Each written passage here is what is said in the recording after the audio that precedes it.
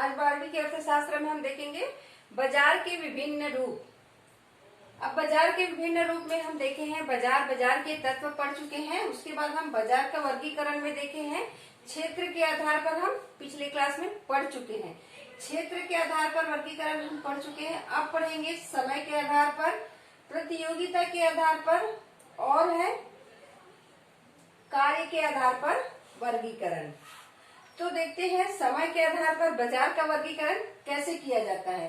अति अल्पकालीन अथवा दैनिक बाजार, समय के आधार पर इसको भी 4 भागों में बांटा गया है। अति अल्पकालीन अथवा दैनिक बाजार, अल्पकालीन बाजार, दीर्घकालीन बाजार और अति दीर्घकालीन बाजार। तो पहले देखते हैं अति अल्पकालीन बाजार या दैनिक बाजार।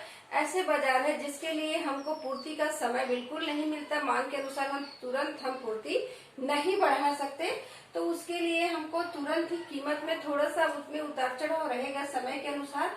हम क्योंकि ऐसा सामानों का बाजार होता है अति अल्पकालीन में जो नष्ट होने वाली होती है, शीघ्र नष्ट, हरी सब्जी का रहता है, दूध का, दही का और मछली का, अंडा का, ऐसा बाजार है जो शीघ्र नष्ट होता रहता है और इसमें मांग का प्रभाव पड़ता है। क्योंकि जैसे मांग बढ़ता है उसके अनुसार हम कीमत में थोड़ा सा परिवर्तन कर सकते हैं, परंतु पूर्ति को बढ़ा नहीं सकते क्योंकि इसके लिए हमारे पास समय नहीं होता और तुरंत हम वहां पर उसकी पूर्ति को बढ़ा नहीं सकते। तो ये मांग के अनुसार पर कीमत प्रभाव डालता है।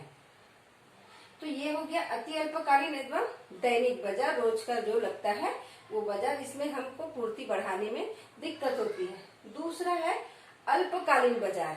अल्पकालीन बाजार में थोड़ा सा समय हमको मिलता है, मांग इसमें प्रभावी रहता है, मांग के अनुसार हम उसमें पूर्ति को थोड़ा सा परिवर्तन कर सकते हैं। अपने जो भी पूर्ति के सामान है, जो मशीन है, उसको थोड़ा सा हम इसमें परिवर्तन करके पूर्ति को बढ़ा सकते हैं मांग के अनुसार, परंतु इतने प्रभावी नहीं होते कि जितना मांग हो रहा है उतना हम पूर्ति को बढ़ा सकते। इसमें भी कीमत प्रभाव पड़ता है।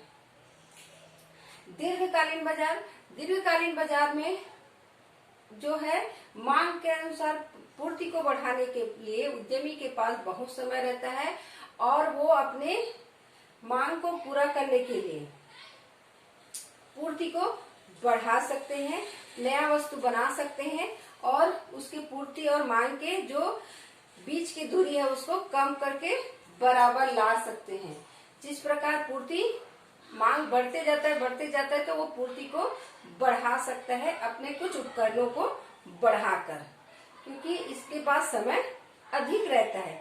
तो दीर्घकाल में समय होने के कारण वो अपने उपकरणों के द्वारा समय रहते हुए पूर्ति को बढ़ा सकता है। पूर्ति और मांग के बीच में जो बहुत दूरी होता है उसको समान कर सकता है, तो इसके पास समय अधिक होता है। चौथा दिया है अति दीर्घकालीन बाजार। अति दीर्घकालीन बाजार में बहुत अधिक समय रहता है और इसमें हम पूर्ति को बढ़ाने के लिए मांग के अनुसार में हम इतना समय रहता है हमारे पास कि हम मांग अगर बढ़ गया, फैशन भी परिवर्तन हो गया, तो नए फैशन के आधार पर हम नया कपड़ा या जो भी चीज है वो बना सकते हैं। समय इतना रहता है कि हम मशीन बाहर से मंगाकर उसको बढ़ा सकते हैं, बाहर से मजदूर मंगाकर उसको जो हम उपयोग मांग जैसा हो रहा है उसके बाद पूर्ति को बढ़ाने के लिए हम बहुत अधिक संख्या में पूर्ति बढ़ा सकते हैं, क्योंकि हमारे पास बहुत अधिक समय रहता है। बहुत अधिक समय के कारण हम मशीन को भी मंगा सकते हैं, मशीन के मंगाने में भी समय रहता है तो उसकी पूर्ति होता है। तो जितना है और फैशन जैसे जैसे बढ़ता है तो फैशन के अनुसार में हम उसको परिवर्तन कर सकते हैं, क्योंकि कपड़ा का देखोगे फैशन दिनों दिन बढ़ते जाता है, अलग होते जाता है, तो उसके अनुसार उसको बनाने में समय लगता है, तो उतने समय ये अति दीर्घकालीन बाजार में लगता है, तो वो पूर्ति वो उसमें करता है। ये हो गया समय के आधार ये 4, अति अल्पकालीन, अल्पकालीन, दीर्घकालीन, अति दीर्घकालीन बाजार। अब प्रतियोगिता के आधार पर बाजार कहा गया है, तो प्रतियोगिता के आधार पर पूर्ण बाजार, अपूर्ण बाजार और एकाधिकार बाजार आता है। अपूर्ण प्रतियोगिता बाजार होता है जिस बाजार में हम देखेंगे कि मांग और पूर्ति के बीच में प्रतियोगिता होती है। इसमें जो क्रेता विक्रेता है उसको मूल्य का ज्ञान रहता है, पूर्ण प्रतियोगिता होती है और उसमें नमूने का भी ज्ञान होता है और बाजार में जो है जो वाहन खर्च नहीं होता और उपभोक्ता जो है क्या बोलते हैं, जो उपभोक्ता होते हैं उनको कीमत का पता रहता है, कीमत सब वस्तुओं का एक समान रहता है और बाजार का पूर्ण ज्ञान उनको होता है। पूर्ण प्रतियोगिता बाजार में जहाँ पर क्रेता विक्रेता बड़ी संख्या में होती है और उसको पूर्ण बाजार का ज्ञान होता है और कीमत समान होता है और क्रेता जो होते हैं उसको पूरे जो सामान है उसकी कीमत का पता रहता है, क्योंकि सभी वस्तुओं का समान कीमत रहता है। परंतु काल्पनिक ये जो पूर्ण प्रतियोगिता बाजार होता है वो काल्पनिक होता है। उसके बाद दिया है अपूर्ण प्रतियोगिता बाजार। अपूर्ण प्रतियोगिता बाजार में हमें वस्तु का ज्ञान नहीं होता, उसकी कीमत का ज्ञान नहीं होता, क्योंकि बाजार में बहुत सारे वस्तु होते हैं, बहुत सारे प्रकार रहते हैं और उसमें क्रेता विक्रेता की संख्या भी अधिक नहीं होती है और जो क्रेता है उसको बाजार का ज्ञान नहीं होता। जो हमारे अभी के समय में जो आधुनिक काल में जो स्थिति है, जो समय है, उसके अनुसार जो बाजार होता है वो अपूर्ण बाजार है। ये पूर्ण बाजार जो है काल्पनिक है, अपूर्ण बाजार हमारे समय में चलता है। उसको देखते हैं कि इसमें अपूर्ण बाजार में जो हम अभी खरीदने जाते हैं बाजार, तो बाजार में कई प्रकार के वस्तु मिलता है तो सबका कीमत अलग अलग रहता है। हर दुकान में जाएंगे तो थोड़ा सा अंतर हमको मिलेगा, सब जगह समान नहीं रहता और पहले से हमको कीमत का ज्ञान नहीं होता। इसमें क्रेता विक्रेता के बीच प्रतियोगिता नहीं होती और न ही दोनों को एक दूसरे का ज्ञान होता है। जस्ट इसका अपोजिट अपूर्ण प्रतियोगिता बाजार है। परंतु एकाधिकार बाजार, इसमें कीमत ये वहां मांग पूर्ति के आधार पर होता है और एकाधिकार बाजार जो होता है बाजार पर किसी एक व्यक्ति का अधिकार होना। जैसे किसी एक व्यक्ति ने एक चप्पल का निर्माण किया है, वो उद्यमी जो है एक लखानी शूज होता है, उसका अगर वो बनाने वाला है तो पूरे देश में लखानी का शूज कोई नहीं बनाता, सिर्फ एक वही व्यक्ति बनाता है, तो कीमत वो जो है वही व्यक्ति करेगा। और बहुत सारे अगर आ गए तो इसमें एकाधिकार नहीं होगा।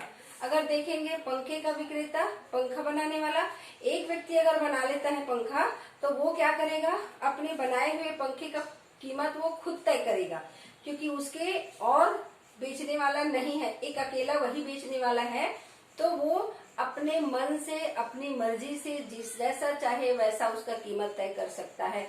चाहे तो अधिक महंगा बेच सकता है, चाहे तो सस्ता बेच सकता है, जो उसको सही लगे, क्योंकि और उसी के अनुसार दूसरा कोई बनाने वाला नहीं है। जो सस्ता करके बेच दे तो उसका माल रुका का रुका रह जाएगा, उसका माल नहीं बिकेगा। ऐसा बिल्कुल नहीं होता एकाधिकार बाजार में, क्योंकि एकाधिकार में एक व्यक्ति का अधिकार होता है उस बाजार पर, उस वस्तु पर, और दूसरा बनाने वाला नहीं होता। तो वो उस वस्तु का कीमत को खुद तय करता है, दूसरा उसमें कोई विपरीत नहीं रहता जो वस्तु की कीमत को कम ज्यादा कर सकते।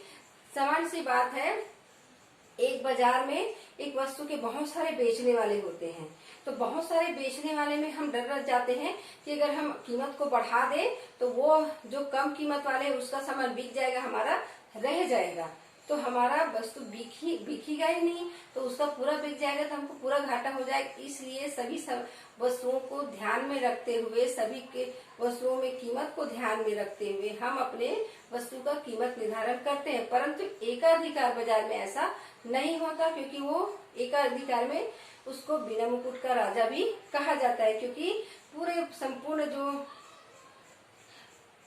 भारत में अगर एक वस्तु का बनाने वाला एक व्यक्ति है तो व्यक्ति अपने आप में राजा रहता है, क्योंकि पूरा निर्णय वो खुद लेता है, वस्तु को कैसे बेचना है, कितने कीमत पर बेचना है और उसको लाभ हो या हानि हो, तो वो अपने आप में एक राजा होता है। तो एकाधिकार में कीमत वो खुद तय करेगा, क्योंकि और दूसरा उस वस्तु का बेचने वाला नहीं होता।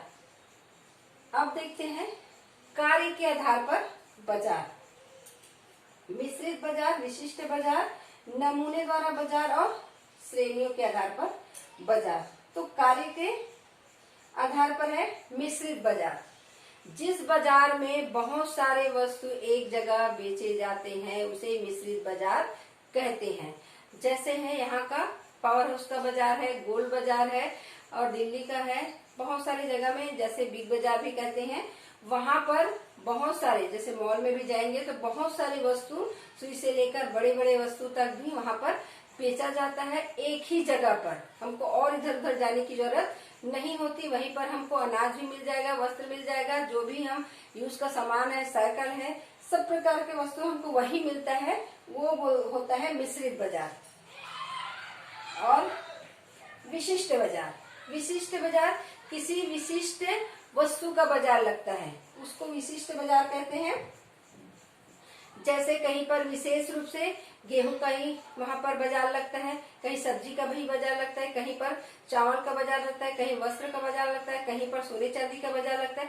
विशेष उसी का बाजार लगा जाता है और दूसरे वस्तु वहां पर नहीं बिकता, तो उसे हम विशिष्ट बाजार कहते हैं। जैसे जानवरों का भी कहीं कहीं पर बाजार लगता है, कहीं वाहन का बाजार लगता है, तो वहां पर और दूसरे वस्तु का बाजार नहीं लगता, उसको विशिष्ट बाजार कहते हैं। मिश्रित बाजार में बहुत सारे वस्तु एक जगह मिलता है, उसको मिश्रित बाजार कहते हैं। विशिष्ट बाजार में किसी एक वस्तु का वहां पर बाजार लगता है और दूसरा वस्तु पर नहीं बिका जाता।